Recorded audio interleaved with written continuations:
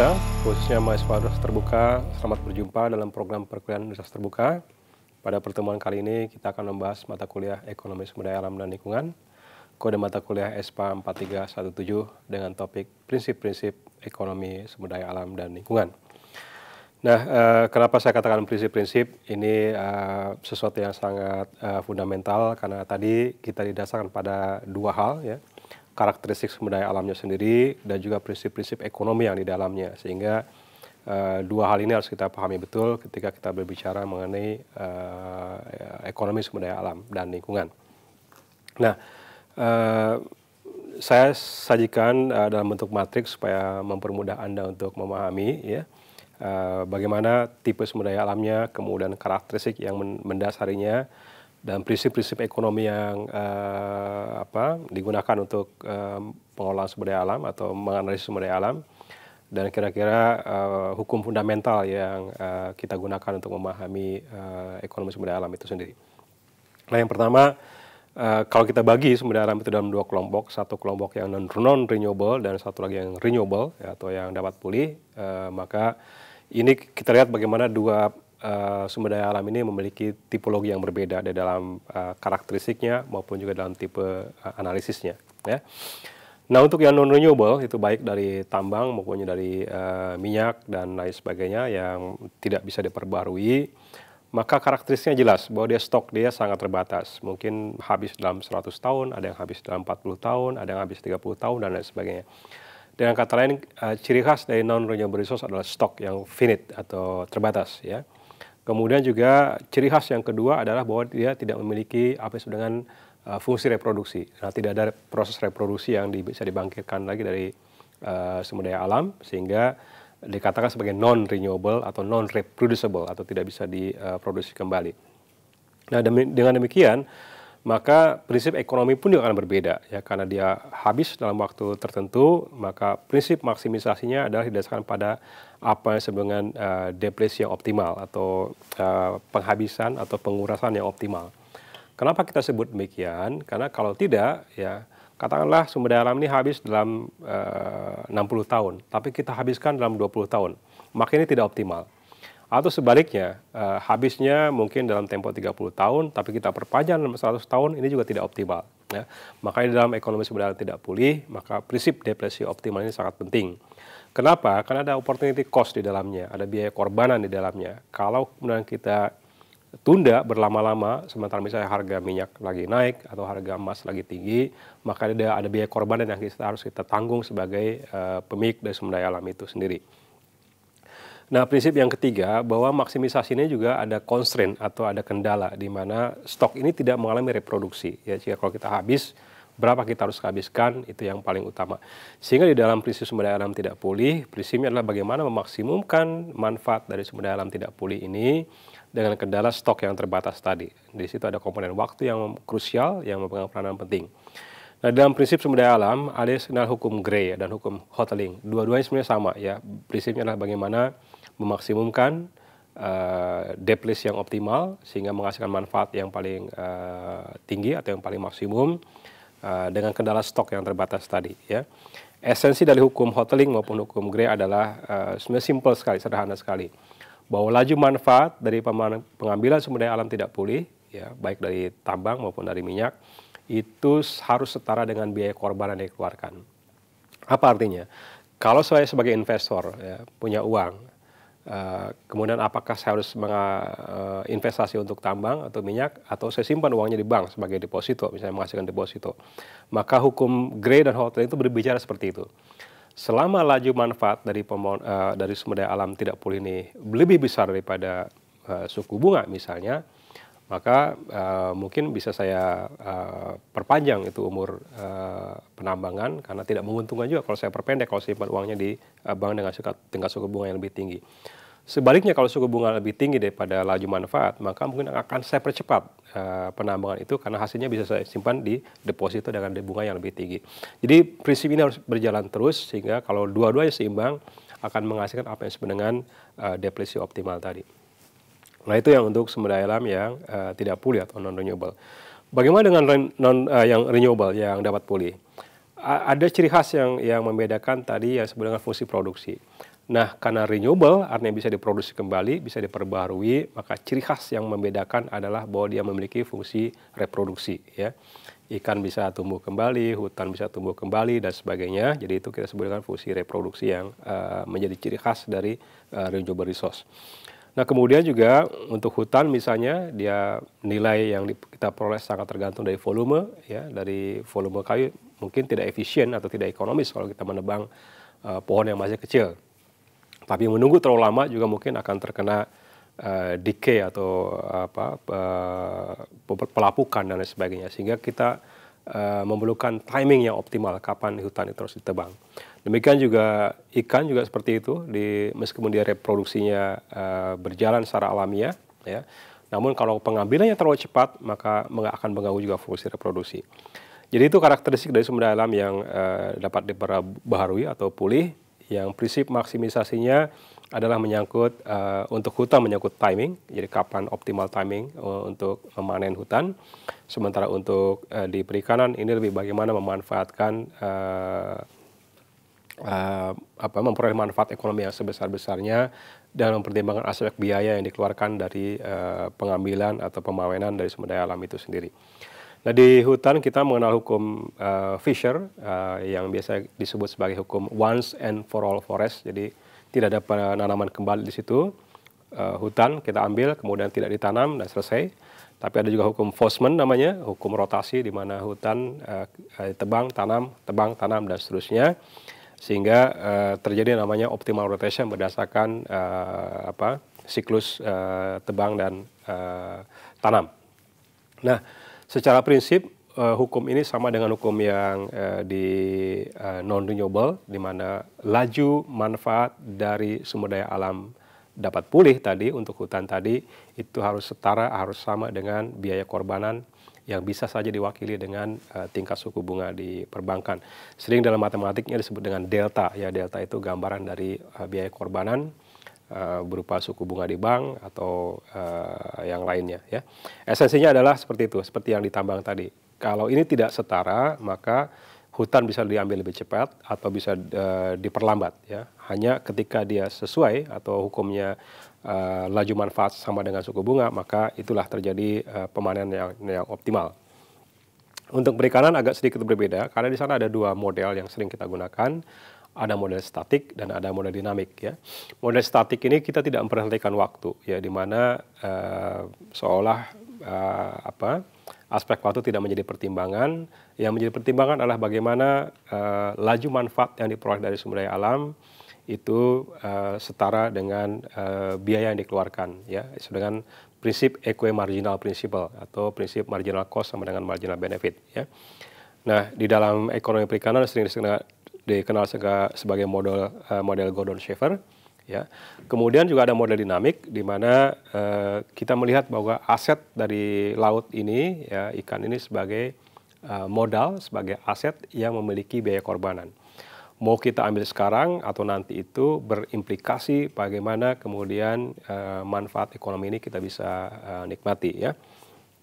Nah, di dalam prinsip dynamics dikenal sebagai prinsip Clark-Munro atau model dinamik, di mana kembali faktor biaya korbanan atau delta atau suku bunga sangat menentukan kapan ikan harus dipanen, ya.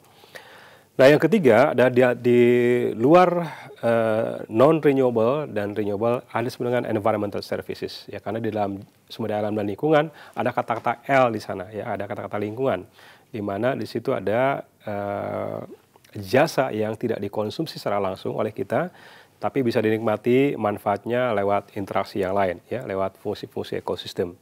Misalnya tadi udara yang bersih, kemudian air yang bersih dan segala macam. Ini adalah jasa ekosistem, ya. Jadi kalaupun hutan kita tidak tebang, tapi menghasilkan jasa ekosistem berupa oksigen yang bersih, ya, berupa keindahan, berupa air yang bersih, itu adalah jasa ekosistem yang dihasilkan. Yang ini sebagian mungkin tidak terpasarkan, ya. Siapa yang membeli udara yang bersih? Mungkin tidak ada, kecuali Anda kalau ada di rumah sakit memerlukan gas tabung oksigen, baru Anda beli udara di situ. Tapi esensinya adalah bahwa sebagian dari jasa lingkungan ini tidak memiliki market, ya, tidak memiliki pasar, sehingga perlu instrumen yang lain yang kita sebut sebagai valuasi ekonomi di sana, ya, karena tadi biodiversity mungkin tidak ada market di situ yang memasarkan. Tapi kita tahu persis bagaimana pentingnya keanekaragaman hayati untuk kehidupan manusia. Oleh karena itu, instrumen namanya Total Economic Valuation bisa digunakan di sana untuk menilai berapa sih sebetulnya nilai ekonomi dari jasa lingkungan ini. Nah, prinsipnya adalah menilai melalui apa disebut dengan willingness to pay, jadi keinginan seseorang untuk membayar. Kalau untuk merestorasi atau untuk memperbaiki lingkungan atau menilai keberadaan suatu lingkungan, itulah yang disebut dengan willingness to pay masyarakat, yang nanti di dalam konteks metodologinya sering disebut sebagai contingent valuation dan lain sebagainya. Ya, jadi itu prinsip-prinsip dasar dari hukum pengelolaan secara ekonomi dari sumber daya alam dan lingkungan. Ya. Saya katakan lagi ini sebagai pengolahan secara ekonomi, karena mungkin secara biologi lain lagi. Kalau orang biologi mungkin melihatnya bagaimana pertumbuhan yang paling maksimum, ya. Mungkin dari sisi teknologi lain lagi, tapi kita lihat secara ekonomi, inilah hukum-hukum yang mendasari di dalam pengelolaan sumber daya alam dan lingkungan. Jadi ada kaidah-kaidah yang harus kita penuhi di situ, sebab kalau tidak akan menghasilkan manfaat yang optimum. Nah, di slide berikut ini adalah contoh bagaimana depresi optimal itu bisa diterapkan. Jadi kita lihat ada hukumnya sebelah kiri, yang tidak lain adalah menggambarkan laju manfaat dari sumber daya alam harus setara dengan biaya korbanan, ya.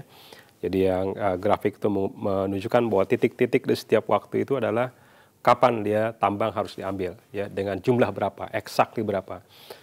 Kenapa harus mengikuti grafik itu? Kalau tidak, bisa lebih cepat, tambang habis, atau bisa lebih lambat, dan itu tidak optimal. Ya, oleh karena itu harus mengikuti kaidah yang di dalam grafik itu yang kita sebut dengan depresi optimal. Untuk model ekonomi yang pulih atau renewable resource, gambar sebelah kiri menunjukkan bagaimana waktu penebangan optimal, di situ umurnya 60 tahun misalnya, yang menghasilkan manfaat yang paling maksimum. Gambar di sebelah kanan adalah tidak lain dari kurva di dalam model perikanan biasanya dikenal, di mana kurva yang melengkung adalah penerimaan dan kurva yang lurus adalah biaya.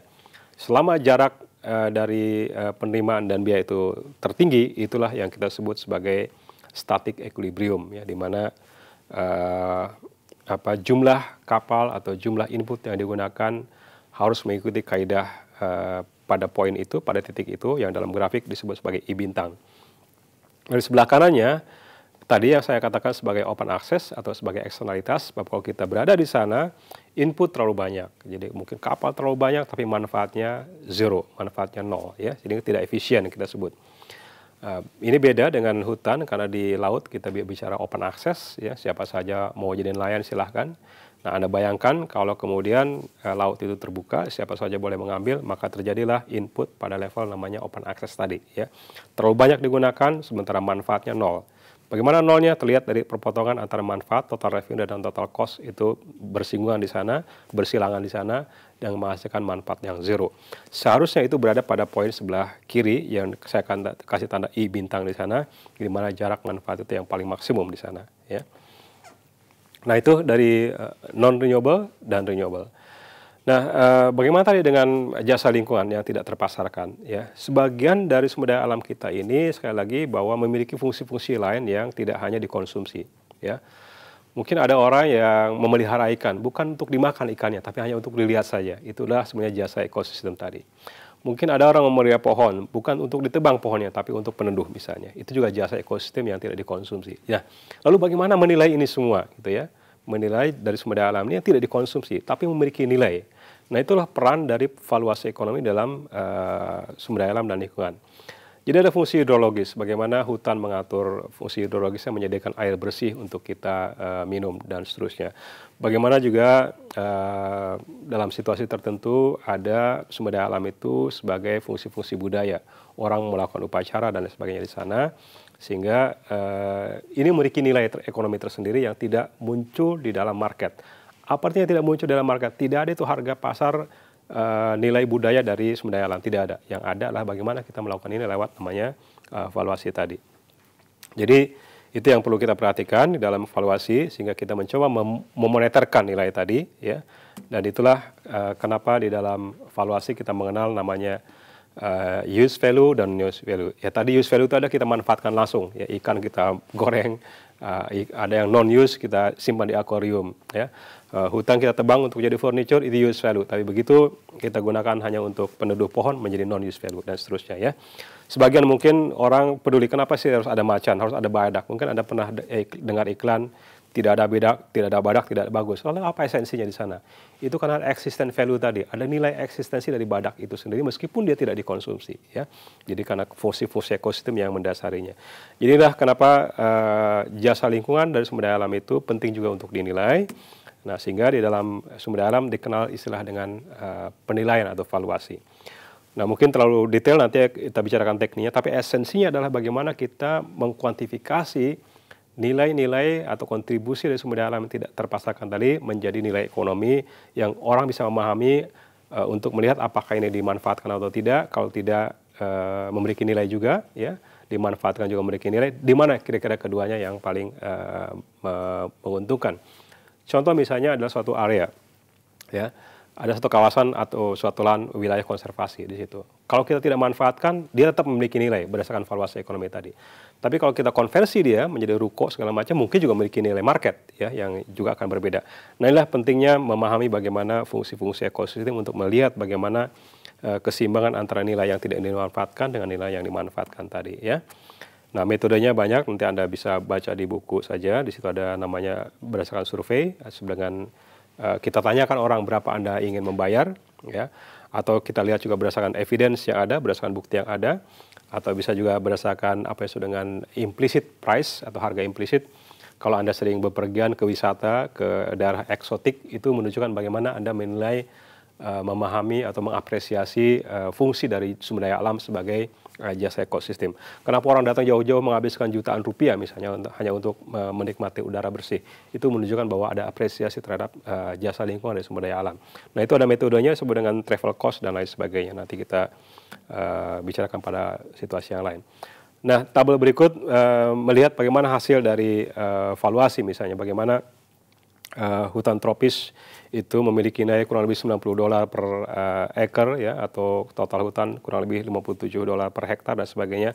Ini semua nilai-nilai yang tidak terpasarkan, ya, tidak ada nilai ekonomi yang dijual di situ, tapi ada nilai yang di dalamnya yang kalau kita tidak lakukan apapun juga, hutan itu memiliki nilai, ya. Jadi bisa untuk rekreasi, bisa untuk penyegar udara dan sebagainya. Jadi semua ada nilai rupiahnya, ada dollar value-nya di situ untuk menggambarkan tadi trade off antara mau diambil atau dipelihara, ya.